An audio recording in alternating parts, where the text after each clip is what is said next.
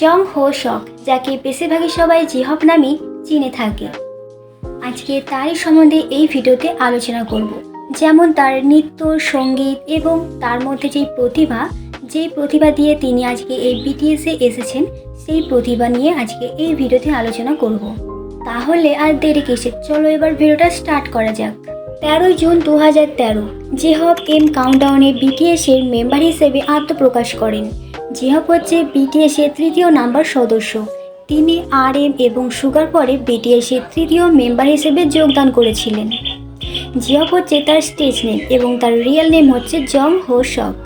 বিটিএসের সাথে আত্মপ্রকাশের আগে জিহব নিয়রন নামক একটি আন্ডারগ্রাউন্ড নৃত্য দলের অংশ ছিলেন এবং বিগ হিট এন্টারটেনমেন্টের সাথে চুক্তিবদ্ধ হওয়ার পর চতুর্থ শ্রেণী থেকে হাই স্কুলের প্রথম বর্ষ পর্যন্ত 6 বছর ধরে গোয়াংজু মিউজিক একাডেমিতে নৃত্যের ক্লাস নিয়েছিলেন।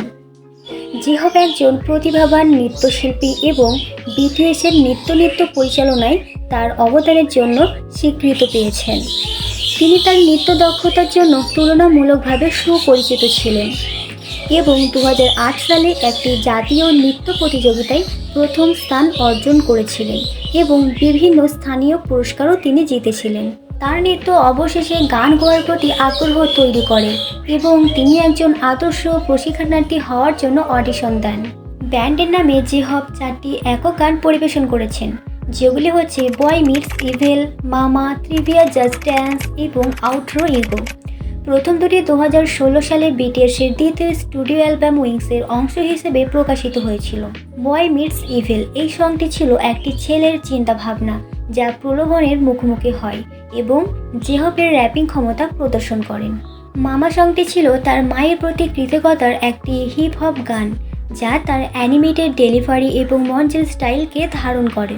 জাস্ট ড্যান্স, যা 2018 সালের ব্যান্ডের চতুর্থ studio album love yourself আনসারে প্রকাশিত হয়েছিল।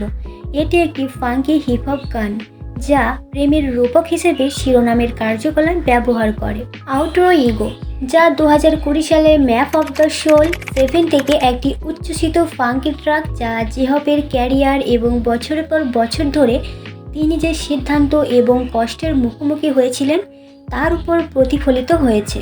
তিনি তার ইতিবাচক এবং উদ্যমী ব্যক্তিত্বের জন্য পরিচিত, যা তার ভাবমূর্তি এবং আবেদনের একটি গুরুত্বপূর্ণ অংশ। জিহবের একক কাজও বেশ প্রশংসিত হয়েছে। তার মিক্সটেপ হোপ ওয়ার্ল্ড বিলবোর্ড 200 চার্টে পৌঁছেছে। এছাড়াও তোমরা নিশ্চয়ই দেখেছো যে জিহব 2024 সালে সামরিক চাকরি থেকে অব্যাহতি পেয়েছে এবং তারপর থেকে তিনি তার একক কার্যক্রম এবং সহযোগিতা পুনরায় কিন্তু শুরু করেছেন। এছাড়াও তোমরা কিন্তু দেখেছো জিহব মিলিটারি থেকে ফিরে আসার পর প্রায় 3-4টে কনসার্ট তো করেইছে, হয়তো এর বেশি হবে, আমার ঠিক খেয়াল নেই কতগুলো করেছে। আজকের ভিডিওটা মনে হয় অতটা জোশ হয়নি আমার যেটা মনে হচ্ছে, তারপরও তোমরা কমেন্ট করে বলো, ভালো লাগলেও বলবে, না ভালো লাগলেও বলবে, কিন্তু লাইকটা দিতে ভুলো না, লাইকটা একটা দিয়ে দিও, ঠিক আছে?